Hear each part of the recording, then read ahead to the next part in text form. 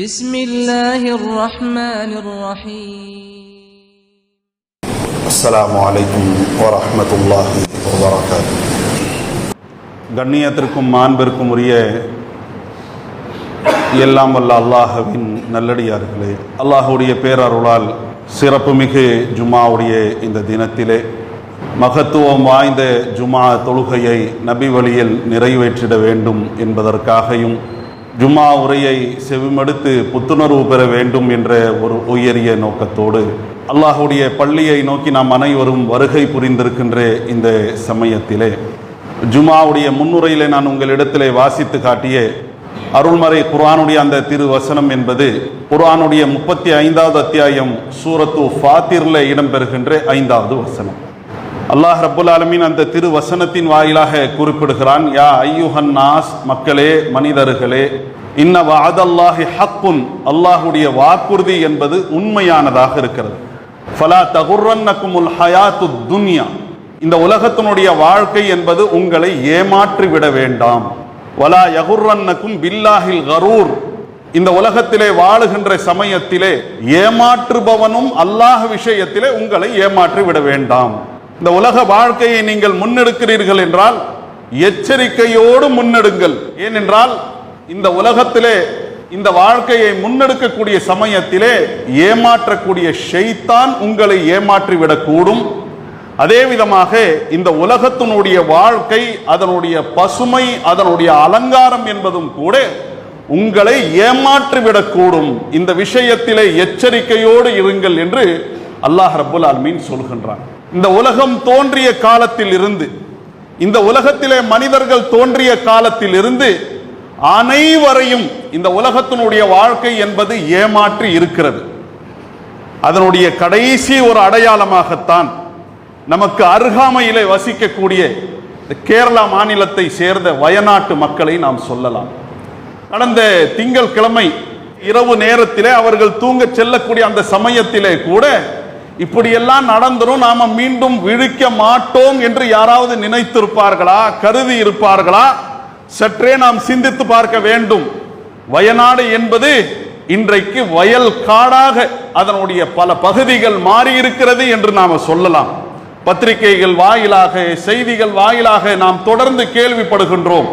அந்த வயநாடு என்ற அந்த மாவட்டத்திலே உள்ள முண்டக்கை, மேப்பாடி, சூரல்மலை, அட்டமலை, நூல்புழா அப்படிங்கிற பல பகுதிகள், அந்த ஊர்கள் எல்லாம் இருந்த இடம் தெரியாமல், தடம் தெரியாமல் ஆக்கப்பட்டு இருக்கிறது என்று சொன்னால், அவர்கள் எல்லாம் நம்மை விட இயற்கை சூழல்ல வாழ்ந்தவர்கள், பசுமையான பிரதேசத்திலே வாழ்ந்தவர்கள், தூய்மையான காத்து, தூய்மையான தண்ணி, தூய்மையான சூழல், இப்படிப்பட்ட ஒரு பசுமையான நிலையில இருந்தவர்கள் தான்.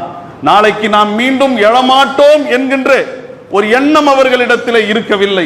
ஆனால் இந்த உலகத்தினுடைய வாழ்க்கை அவர்களை ஏமாற்றி விட்டது என்பதை கண்கூடாக நாம் பார்க்கின்றோம்.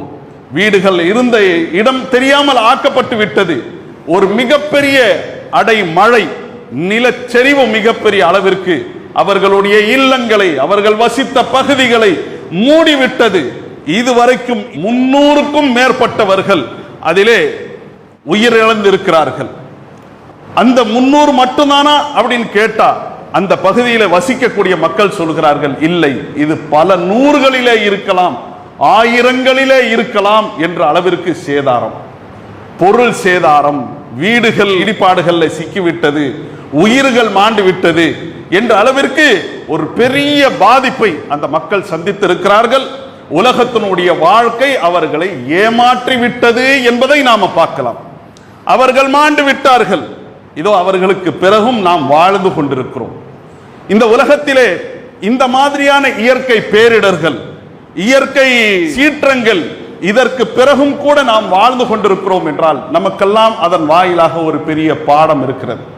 இந்த மாதிரியான செய்திகள் எல்லாம் சமூக வலைதளங்கள் வாயிலாக பகிரப்படுகிறது, பத்திரிகைகளில் நாம் படிக்கின்றோம், தொலைக்காட்சி வாயிலாக அவைகளை நேரடியாக நாம் பார்க்கின்றோம் என்று சொன்னால் அதிலே ஒரு பெரிய பாடம் நமக்கு இருக்கிறது.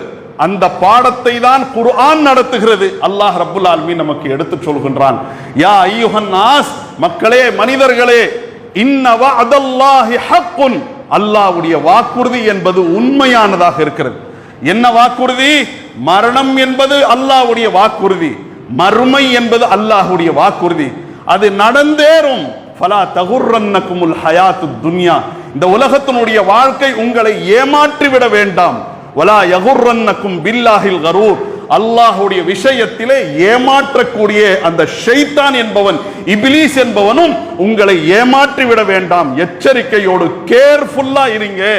இந்த உலகத்தினுடைய வாழ்க்கை தான் தோன்றித்தனமாக முன்னெடுக்க வேண்டும் என்பதற்காக கொடுக்கப்படவில்லை. விரும்பியவற்றை எல்லாம் நாம் செய்ய வேண்டும் என்பதற்காக கொடுக்கப்படவில்லை. ஹராம் ஹலாலுக்கு மத்தியிலே வித்தியாசம் இல்லாமல் முன்னெடுக்க வேண்டும் என்பதற்காக கொடுக்கப்படவில்லை. இந்த உலகத்தினுடைய வாழ்க்கை ஒரு நோக்கத்திற்காக கொடுக்கப்பட்டிருக்கிறது. அல்லதி ஹலகல் மௌத வல் ஹயாத, அந்த இறைவன் தான் மௌத்தையும் அதற்கு அடுத்த ஹயாத்தையும் படைத்தான். இல்லாமையில் இருந்து இருக்கக்கூடிய ஒரு நிலையை உங்களுக்கு கொண்டு வந்தான். ஏன்? தான் தோன்றித்தனமாக நீங்கள் வாழ்ந்து நீங்கள் விரும்பிய அடிப்படையில் உங்களுடைய வாழ்க்கையை முன்னெடுக்க வேண்டும் என்பதற்காக கொடுக்கவில்லை. லியபலுவக்கும் ஐயுக்கும் அஹ்சனு அமலா, உங்களிலே அழகிய மிக நல்ல காரியங்களை செய்யக்கூடியவர்கள் யார் என்று பரீட்சித்து பார்ப்பதற்காக, சோதித்து அறிய வேண்டும் என்பதற்காக அல்லாஹ் இந்த உலகத்தினுடைய வாழ்க்கையை கொடுத்திருக்கின்றான். ஆபத்து நிறைந்த ஒரு உலகத்திலே நாம் இருக்கின்றோம். அவர்களுக்கு வயநாட்டிலே வசித்த அந்த பகுதிகளை சேர்ந்தவர்களுக்கு ஒரு விதத்திலே ஆபத்து என்று சொன்னால் வேறு விதமான ஆபத்துகளும் இந்த உலகத்திலே இருக்கிறது. வெறும் நிலச்சரிவு மட்டுமே ஆபத்து கிடையாது, பூகம்பங்கள் மட்டுமே ஆபத்து கிடையாது, அதை விட பேராபத்துகள் எல்லாம் இன்றைக்கு உலகத்திலே இருக்கிறது. அப்படி ஆபத்தான இந்த காலகட்டத்திலே நாம் வசிக்கின்றோம் அல்லவா? இந்த உலகத்தினுடைய அந்த வாழ்க்கையிலே எச்சரிக்கையை கை கொள்ள நாம் அனைவரும் கடமைப்பட்டிருக்கின்றோம். அல்லாஹ் நமக்கு உதவி செய்யவில்லை என்ற ஒரு துர்நிலை நமக்கு வந்துவிடக் கூடாது. அல்லாஹ்வுடைய உதவியை நிச்சயித்துக் கொள்ளக்கூடிய அடிப்படையிலே நம்முடைய வாழ்க்கையை முன்னெடுக்க வேண்டும் என்ற ஒரு பெரிய செய்திதான் வயநாட்டிலே இதோ 2 தினங்களுக்கு முன்னாலே நாம் பார்த்து நாம் கேள்விப்பட்ட அந்த விஷயங்கள் நமக்கு சொல்லக்கூடியதாக இருக்கிறது என்பதை நாம் கவனத்தில் கொள்ள வேண்டும். அல்லாஹ் சொல்கிறான், குர்ஆனுடைய 35வது அத்தியாயத்தினுடைய 5வது வசனத்தின் வாயிலாக என்ன விஷயத்தை நமக்கு வலியுறுத்தி இருக்கிறானோ அதே விஷயத்தை 31வது அத்தியாயத்தினுடைய 33வது வசனத்திலையும் நாம பார்க்கலாம். யா அய்யுஹன் நாஸ், மக்களே, மனிதர்களே, நீங்கள் எந்த மதம், எந்த இனம், எந்த பிரதேசத்திலே வசிக்கக்கூடியவர்களாக இருந்தாலும் சரி, இன்ன வஅதல்லாஹி ஹக்குன், அல்லாஹ்வுடைய வாக்குறுதி என்பது உண்மையானதாக இருக்கிறது. மரணம் சங்கமித்தே தீரும். நோயின் காரணமாகத்தான் மரணம் வரணுங்கிறது இல்லை, வயது மூப்பின் காரணமாகத்தான் மரணம் வர வேண்டும் என்பது அல்ல. அல்லாஹ் மரணத்திற்கு பல காரணங்களை ஏற்படுத்தி இருக்கின்றான். ஆக மரணம் என்பது உறுதியானது. அந்த மரணத்திற்கு பிறகு மறுமை என்ற அந்த வாழ்க்கை என்பது உறுதியானதாக இருக்கிறது. இத்தகு ரப்பக்கும், ஆகவே உங்களுடைய இறைவனை நீங்கள் அஞ்சிக் கொள்ளுங்கள். வஹ்ஷவ் யௌமன், ஒரு நாளையும் நீங்கள் பயந்து கொள்ளுங்கள். அந்த நாளுடைய துன்பத்திற்கு முன்னால் நீங்கள் பார்க்கக்கூடிய இந்த இயற்கை சீற்றங்கள் எல்லாம் ஒன்றும் கிடையாது. இதோ இயற்கை சீற்றம் ஏற்பட்டு விட்டது. அந்த பகுதிகளுக்கு உதவி செய்வதற்கு எத்தனை கரங்கள் இன்றைக்கு குவிந்திருக்கிறது.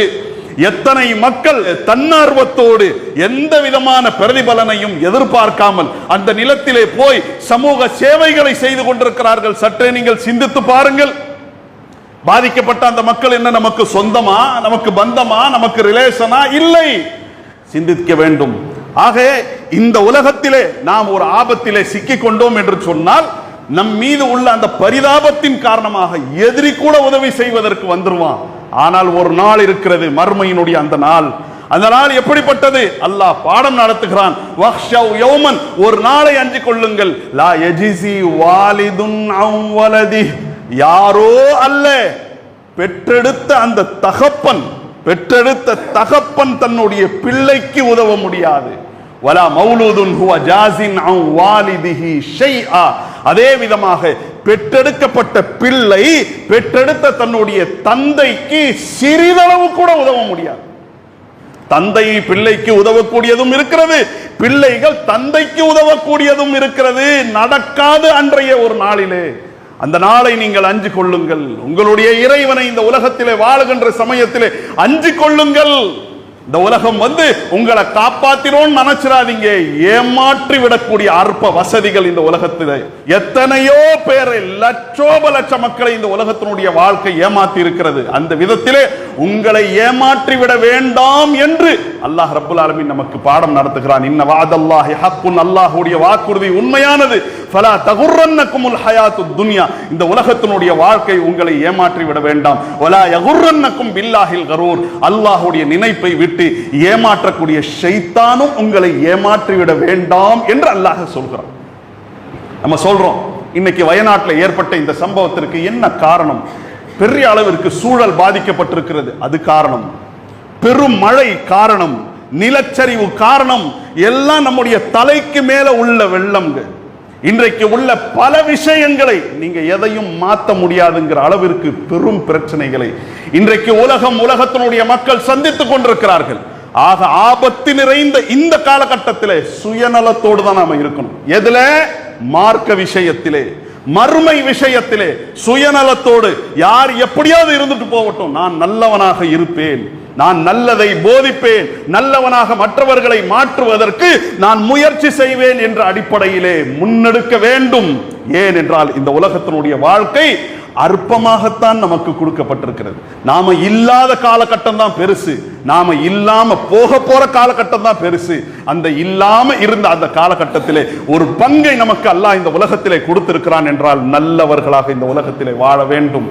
இன்றைக்கு பாதிக்கப்பட்ட அந்த மக்களுக்கு ஓடோடி போய் பலாயிரக்கணக்கான மக்கள் உதவி செய்கிறார்களே, இன்ஷா அல்லாஹ் நாம உதவி செய்ய இருக்கின்றோமே, அந்த மாதிரியான உதவிகள் எல்லாம் தடைப்பட்டு நிற்கக்கூடிய நஷ்டத்திற்குரிய ஒரு காலகட்டம் இருக்கிறது. அந்த காலகட்டம் வருவதற்கு முன்னாலே இந்த உலகத்திலே நாம் சுதாரிக்க வேண்டும். நபி ஆதம் அலைஹிஸ்ஸலாத்து வஸ்ஸலாம் அவர்களை அல்லாஹ் படைத்தான், சொர்க்கத்திலே தங்க வைத்தான். அந்த சொர்க்கத்திலே அவர்கள் தங்கக்கூடிய சமயத்திலே அல்லாஹ் ஒரு மரத்தை விட்டு அவர்களை தடுத்த அந்த மரத்தை அவர்கள் புசித்தார்கள். அதனால் அவர்கள் சொர்க்கத்தை விட்டு வெளியேற்றப்பட்டார்கள்.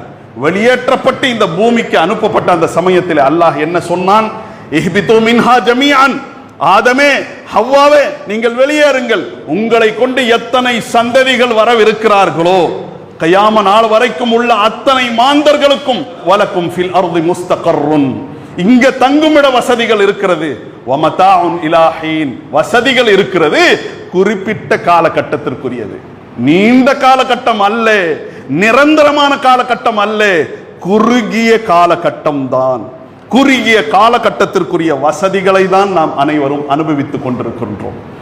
ஆக இப்படிப்பட்ட இந்த வசதிகளை அனுபவிக்கக்கூடிய இந்த சமயத்திலே ஒருபோதும் இந்த உலகத்தினுடைய ஈர்ப்பின் மீது முழுமையா கவனம் செலுத்தி விடக்கூடாது.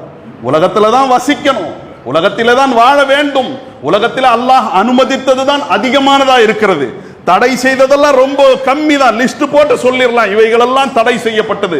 பொருளாதாரத்திலே இது தடை, உறவுகளில் இது தடை, வீட்டிலே இது தடை, நடமாட்டத்திலே இது தடை என்று அல்லாஹ் ஹராமாக்கியதெல்லாம் கம்மி தான். ஹலாலாக்கியது நாம் அனுபவிப்பதற்குரியது அல்லாஹ் அதிகமா கொடுத்திருக்கிறான். குலு வஷ்ரபு, உண்ணுங்கள் பருகுங்கள், வலா துஸ்ரிஃபு, வீண் விரயம் மட்டும் செஞ்சிராதீங்க, இன்னஹு லா யுஹிப்புல் முஸ்ரிஃபீன், வீண் விரயம் செய்யக்கூடியவர்களை அல்லாஹ் நேசிக்க மாட்டான், விரும்ப மாட்டான். ஆக இந்த உலகத்திலே தான் நாம் வாழ வேண்டும், இந்த உலகத்தினுடைய சுகபோகங்களை நாம் அனுபவிக்கலாம். இருந்தாலும் ஒரு விஷயத்திலே எச்சரிக்கையாக இருக்க வேண்டும், இந்த உலகம் நமக்கு நோக்கம் கிடையாது. என்னதான் நாம பெரிய குடும்பத்தை பெற்றவர்களாக இருந்தாலும், பொருளாதாரத்தை பெற்றவர்களாக இருந்தாலும், அதிகாரத்தை பெற்றவர்களாக இருந்தாலும், செழிப்போடு வாழக்கூடியவர்களாக இருந்தாலும், இளமையில இருந்தாலும், துடிப்போடு இருந்தாலும், எதை வேணாலும் நான் சாதிப்பேன் என்கின்ற எண்ண ஓட்டத்தோடு உள்ளவர்களாக இருந்தாலும் இந்த உலகம் நமக்கு நோக்கம் அல்ல, மறுமைதான் நோக்கம். இது ஒரு பாதை, கடந்து செல்லக்கூடிய ஒரு பாதை என்ற ஒரு எண்ணம் நம்முடைய உள்ளத்திலே ஆழமாக இருக்க வேண்டும். ஏனென்றால் அல்லாஹ் எந்த பரிசோதனை கூடமாக இந்த உலக வாழ்க்கையை நமக்கு கொடுத்திருக்கின்றானோ அந்த வாழ்க்கை என்பது ஈர்த்து இழுக்கக்கூடியது, பசுமையானது, விளையாட்டுத்தனமானது, வீணானவைகள் நிறைந்தது.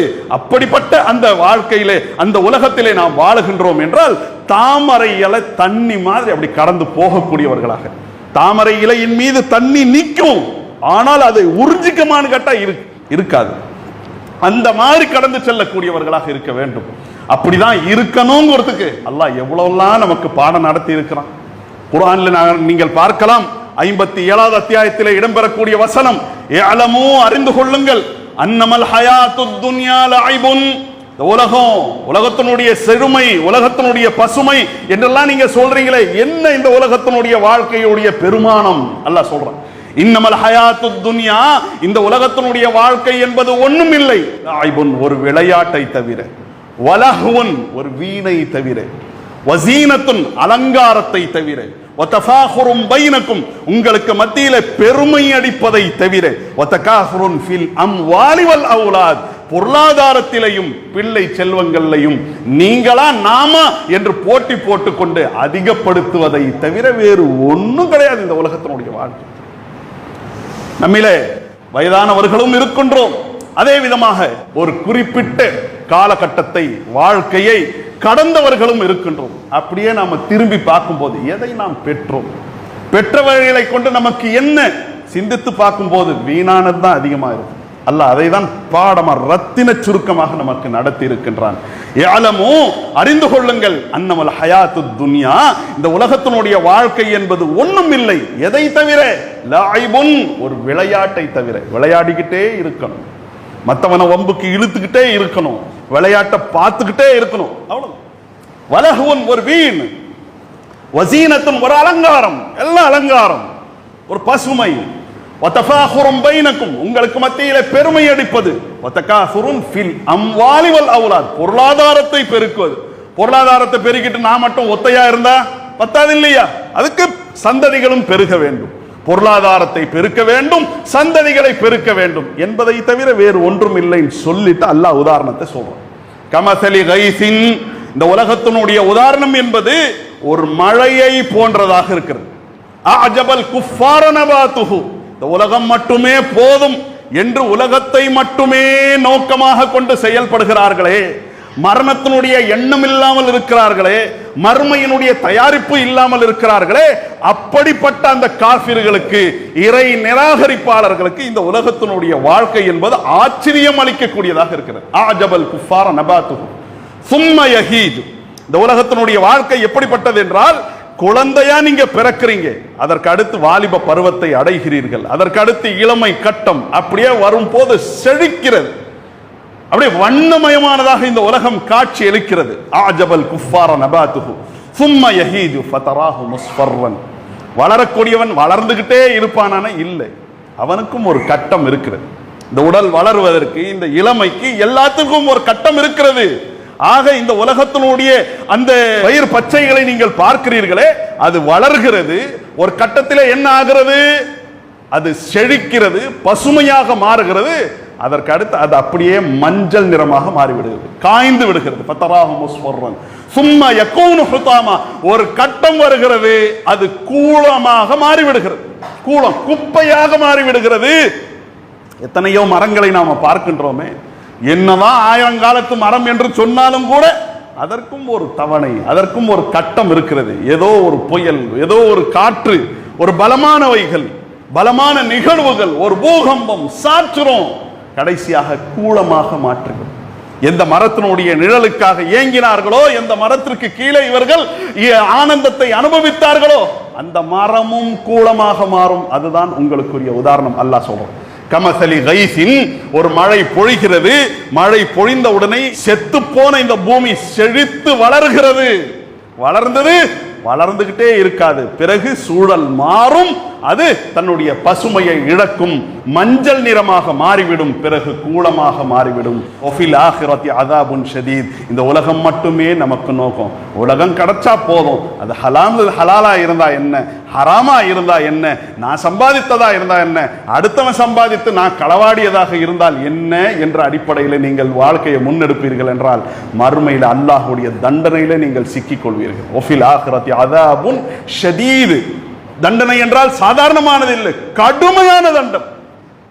ஒமல் ஹயாத்துத் துன்யா இல்லா மதாஉல் குரூர் அங்கேயும் அல்லாஹ் பாடம் நடத்தும். நான் வாசித்த இந்த வசனங்கள் எல்லாம் வெவ்வேறு வசனங்கள். ஒமல் ஹயாத்துத் துன்யா இல்லா மதாஉல் குரூர் இந்த உலகத்தினுடைய வசதிகள் என்பது ஏமாற்றி விடக்கூடிய வசதிகளை தவிர வேறு இல்லை. குழந்தையா இருந்தீங்க, குழந்தையாவே இருக்கல, அடுத்த கட்டத்துக்கு வந்துட்டீங்க. வாலிபத்தை அடைந்தீர்கள், வாலிபராகவே என்றும் 16 நீங்க இருக்கல, அதற்கடுத்து 26 வந்துட்டீங்க. 26க்கு வந்து இளமையில இருந்தீங்களா, அதே இளமையிலேயே இல்ல, 46க்கு வந்துட்டீங்க, அப்புறம் 56க்கு வந்துட்டீங்க, 66 நீங்கள் கடந்து விட்டீர்கள். எவ்வளவு அருமையான பாடம் பாருங்க நமக்கு. ஒரு மழையை நீங்க பார்க்கிறீங்களே, மரத்தை பார்க்கிறீர்களே, அவைகளை உதாரணமாக நீங்கள் கொள்ளுங்கள். ஏமாற்றிவிடக்கூடிய வசதி வாழ்க்கை தான் இந்த உலகத்தினுடைய வாழ்க்கை என்று அல்லாஹ் ரப்பல் ஆலமீன் நமக்கு பாடம் நடத்திவிட்டு முயற்சி செய்யுங்க. உங்களுடைய உள்ளத்திலே இந்த பசுமை, அந்த அலங்காரம், அதை பற்றியான அந்த ஈர்ப்பு இருக்கிறது அல்லவா? இருக்கிறது. இந்த உலகம் முடிஞ்சு போயிடும், மறுமையிலே ஒரு பசுமை இருக்கிறது. சாபிகு இலா மக்ஃபிரத்தின் மின் ரப்பிக்கும், உங்களுடைய இறைவன் புறத்தில் இருந்து உள்ள அந்த மக்ஃபிரத்திற்காக, அந்த சொர்க்கத்திற்காக நீங்கள் போட்டி போடுங்கள். வானங்கள் பூமி அளவிற்கு விசாலமான சொர்க்கம் இருக்கிறது, அதற்கு முன்னால் அல்லாஹ்வுடைய மன்னிப்பு இருக்கிறது, அதற்கு நீங்கள் போட்டி போடுங்கள்.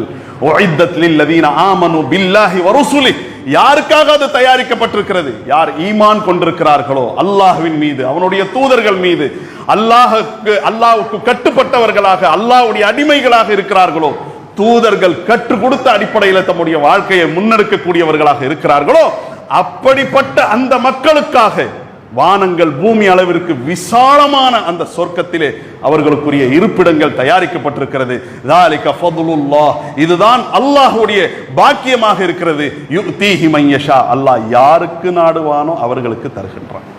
அல்லாஹ் எல்லோருக்கும் கொடுத்துட மாட்டான், யாருக்கு அவன் நாடுகிறானோ அவர்களுக்கு தான் இந்த புரிந்து கொள்ளக்கூடிய ஒரு புத்தியை அல்லாஹ் கொடுப்பான். நமக்கெல்லாம் அல்லாஹ் கொடுத்திருக்கிறான் என்றால் சுதாரிப்போடு நம்முடைய வாழ்க்கையை முன்னெடுக்கக்கூடியவர்களாக இருக்க வேண்டும் என்ற ஒரு மகத்தான பாடத்தை தான் இந்த வயநாட்டினுடைய இந்த சம்பவமும் இன்ன பிற இந்த உலகத்திலே நடக்கக்கூடிய அந்த நிகழ்வுகளும் நமக்கு நடத்தக்கூடியதாக இருக்கிறது என்பதை கவனத்தில் கொண்டு இந்த அல்லாஹ்வுடைய அந்த வாக்குறுதியின் மீது உறுதியான பற்றுதல் உள்ள நல்ல மக்களாக அல்லாஹ்வுடைய அந்த வாக்குறுதியை முழு மனதோடு ஏற்றுக்கொண்டு நம்முடைய வாழ்க்கையை முன்னெடுக்கக்கூடிய நல்ல மக்களாக நாம் இருக்க வேண்டும். அல்லாஹ் சொல்கிறான், வல்லாஹு யதுஉ இலா தாரிஸ் ஸலாம், நிரந்தரமான அந்த சலாமத்து நிறைந்த அமைதி நிறைந்த அந்த இல்லத்தை நோக்கி அல்லாஹ் உங்களை அழைக்கின்றான். யஹ்தி மன் யஷாஉ இலா ஸிராத்தின் முஸ்தகீம், அல்லாஹ் யாருக்கு நாடுகிறானோ அந்த நேர் வழியை நோக்கி அவர்களுக்கு வழி நடத்துகின்றான். அல்லாஹ்வுடைய நேர் வழியை நாம் பெற்றிருக்கிறோம் என்று சொன்னால் இந்த உலகத்தினுடைய வாழ்க்கை எப்படிப்பட்டது என்பதன் மீது நமக்கு உறுதியான நம்பிக்கை இருக்க வேண்டும். அதற்கு அடுத்து நம்முடைய பயணம் மறுமையை நோக்கி இருக்கிறது. அந்த மறுமைக்குரிய அந்த தயாரிப்பு விஷயத்திலே சுணக்கம் இல்லாத நல்ல மக்களாக நாம் இருக்க வேண்டும். அல்லாஹ் ரப்புல் ஆலமீன் அதற்குரிய அந்த எண்ண ஓட்டத்தை நம் அனைவருக்கும் தந்தருள் புரிவானாக என்ற இறை பிரார்த்தனையோடு முதல் உரையை நிறைவு செய்கிறேன். வல்ஹம்துலில்லாஹி ரப்பில் ஆலமீன். அல்ஹம்துலில்லாஹி வஹ்தஹு வஸ்ஸலாத்து வஸ்ஸலாமு அலா மன் லா நபிய்ய பஅதஹு. கண்ணியத்திற்கும் மாண்பிற்கும் உரிய எல்லாம் வல்ல அல்லாஹ்வின் நல்லடியார்களே, இந்த உலகத்திலே நிறைய இயற்கை சீற்றங்களை நாம் பார்க்கின்றோம். அதனுடைய ஒரு கடைசி நிகழ்வாக வயநாட்டினுடைய அந்த சம்பவங்களையும் நாம் பார்க்கின்றோம்.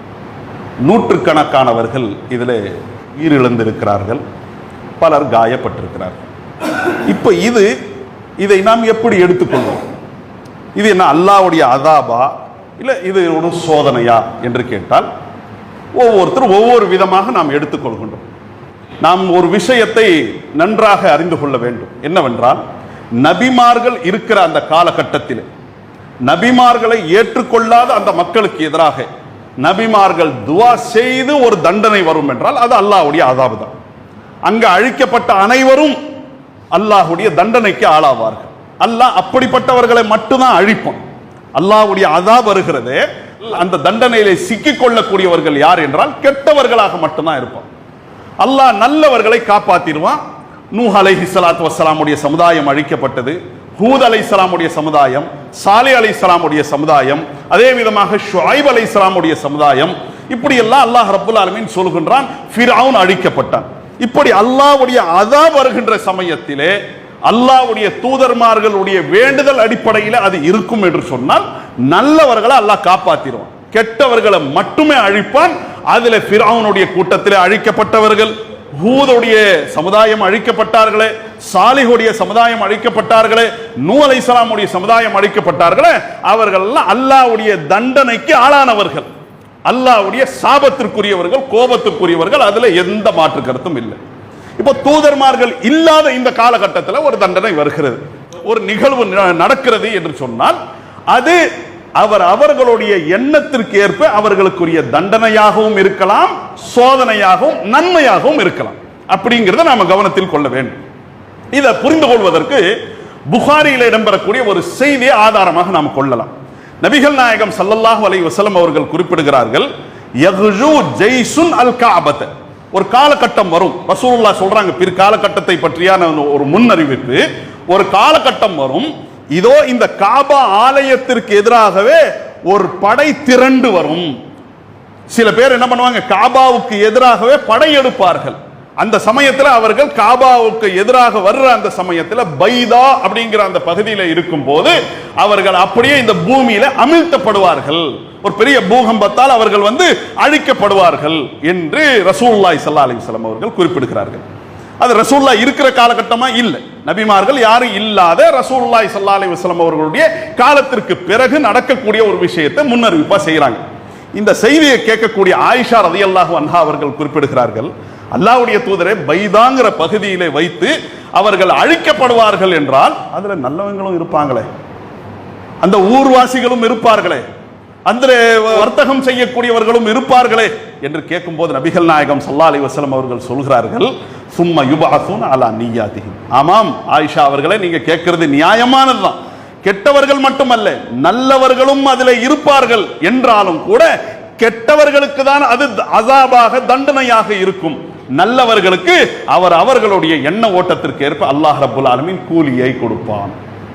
இப்ப இந்த வயநாட்டினுடைய சம்பவம், இதுல கணிசமானவர்கள் முஸ்லிம்களாக இருக்கிறார்கள் அப்படிங்கிற அந்த தகவல் தொடர்ந்து நமக்கு வருகிறது. அப்ப அதில் மீண்டு விட்டவர்கள் அவங்களுக்கான ஆறுதலுக்காக நம்ம நிறைய துஆ செய்யணும். அவர்கள் வீடுகளை இழந்திருக்கிறார்கள், உடைமைகளை இழந்திருக்கிறார்கள், தம்முடைய வாழ்வாதாரத்தை இழந்திருக்கிறார்கள், தம்முடைய குடும்பத்தாரை இழந்திருக்கிறார்கள். இந்த மாதிரி பல இழப்புகள். இழப்புங்கிறது நமக்கு வந்தாலும் இழப்பு தான், மற்றவங்களுக்கு வந்தாலும் இழப்பு தான். ஆக அவர்களுடைய ஆறுதலுக்காக நாம் துஆ செய்ய வேண்டும். அவங்களுக்கு நம்மால் உதவி செய்ய முடியும் என்றால் தாராளமாக உதவக்கூடிய நல்ல மக்களாக நாம் இருக்க வேண்டும். இப்போ இதுல யாரெல்லாம் முஸ்லிம்களாக இருக்கிறார்கள் என்றால் அவர்களுடைய ஈமானுக்கு ஏற்ப, என்னடா அல்லாஹ்வுடைய அஸாபுக்கு ஆளாயிட்டாங்கன்னு நினைக்க கூடாது. நபிகள் நாயகம் ஸல்லல்லாஹு அலைஹி வஸல்லம் அவர்கள் குறிப்பிடுகிறார்கள், அல்லாஹ்வுடைய பாதையில கொல்லப்பட்டவர்கள் மட்டுமே ஷஹீது கிடையாது. அல்லாஹ்வுடைய பாதையில கொல்லப்படுகிறார்களே அவர்கள் மட்டுமே ஷஹீத் என்றால் ஷஹீதுகளுடைய எண்ணிக்கை குறைஞ்சு போயிடும். ஆக ஷஹீதுகள் 5 விதமாக இருக்கிறார்கள். சஹீஹுல் புகாரில நம்ம பார்க்கலாம். ஒன்று என்ன, யாரெல்லாம் இந்த தொற்று நோயால் பாதிக்கப்பட்டு மரணித்து விடுகிறார்களோ, தொற்று நோயால் பாதிக்கப்பட்டு ஒரு பெரிய கொள்ளை நோய் ஏற்படுகிறது, அந்த கொள்ளை நோயால் பாதிக்கப்பட்டு அந்த நோய்க்கு அவர்கள் பலியாகி விடுகிறார்கள் என்றால் அது ஈமானோடு இருக்கும். அதான் கண்டிஷன். இப்போ ஒரு கொரோனா காலகட்டத்தில் நாம் அனைவரும் கடந்தவர்களாக இருக்கின்றோம். ஆக அந்த சமயத்திலே ஒரு தொற்று நோய்க்கு ஒருவர் பலியாகிறார் என்றால் ஈமானோடு இருந்தால், அந்த தொற்று நோய் எனக்கு வந்திருக்கிறது, அல்லாஹ் நாடினாலே தவிர எனக்கு எந்த பாதிப்பும் வராதுங்கிற அந்த ஈமானோடு இருந்து, அப்படியே எனக்கு இந்த பாதிப்பு வந்தாலும் அல்லாஹ் எனக்கு கூலியை கொடுப்பான் என்ற சாபிரன் முஹ்தசிபன், பொறுமையை காத்து அல்லாஹ்விடத்தில் நன்மையை அவர்கள் எதிர்பார்ப்பார்கள் என்றால் அவர்களுக்கு ஷஹீதுடைய அந்தஸ்து. தொற்று நோயால் ஈமானோடு மௌத்தா போயிட்டாங்கன்னா ஷஹீதுடைய அந்தஸ்து. ஷஹீதுடைய அந்தஸ்துங்கிறது உயர்ந்த கிரேடுங்க. அவர்களுக்கு கபருடைய வாழ்க்கை, கபருடைய தண்டனைகள் அதெல்லாம் ஒன்றும் கிடையாது அவர்களுக்கு. அவர்கள் கீழதுகுலில் ஜன்னா, நேரடி சொர்க்கம், அவர்களுக்கு சொர்க்கத்திற்கு செல்லக்கூடியவர்கள். ஆக யார் தொற்று நோயால் பாதிக்கப்பட்டு ஈமானோடு அவர்களுடைய மரணம் அமையும் என்றால் அவர்கள் ஷஹீத். அதே விதமாக வயிற்று சம்பந்தமான அந்த பிரச்சனைகள்ல அதனால் பெரிய அளவுக்கு பாதிக்கப்பட்டு ஈமானோடு மரணிப்பார்கள் என்றால் ஷஹீதுடைய அந்தஸ்து. அதே விதமாக ஒரு பெண்மணி பிரசவத்தினுடைய சமயத்திலே அந்த பிரசவத்தினுடைய அந்த பாதிப்பின் காரணமாக அதில் ஏற்படுகின்ற அந்த நெருக்கடியில மரணிப்பாள் என்று சொன்னால் ஈமானோடு இருந்தால் அது ஷஹீத். அதே விதமாக ஈடுபாடுகளில் சிக்கி அவர்கள் உயிரிழக்கிறார்கள் என்றால் அந்த மாதிரி ஈடுபாடுகள் தான். எல்லா அடிவாரத்திலே ஊரே வசித்தது, பெரிய நிலச்சரிவு, அப்படியே மண் மூடிவிட்டது அவர்கள் வசித்த அந்த பகுதிகள்.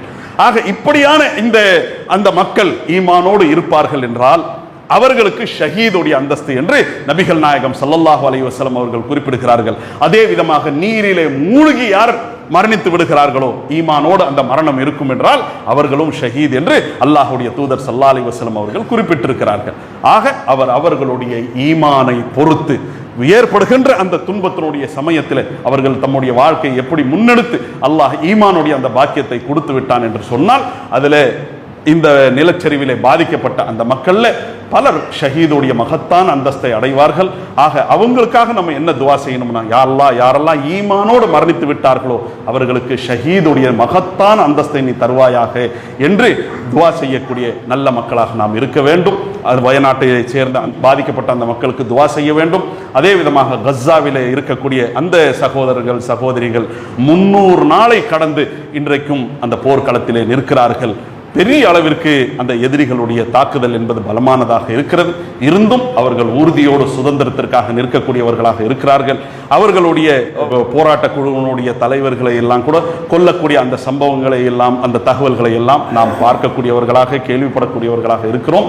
ஆக அந்த தலைவர்களுக்காக எல்லாம் அந்த போராட்டம் கிடையாது என்பதை கவனத்தில் கொண்டு, அது தம்முடைய சுதந்திரத்திற்காக அந்த மக்கள் நிற்கிறார்களே, அவர்களுடைய அந்த விடுதலை, அந்த சுதந்திரம், அந்த தேட்டம் ஈடேறுவதற்காக அதிகமாக துஆ செய்யக்கூடிய நல்ல மக்களாக நாம் இருக்க வேண்டும். அல்லாஹ் அருள் புரிவானாக. வல்ஹம்துலில்லாஹி ரப்பில் ஆலமீன். வஸ்ஸலாமு அலைக்கும் வரஹ்மத்துல்லாஹி வபரகாத்துஹு.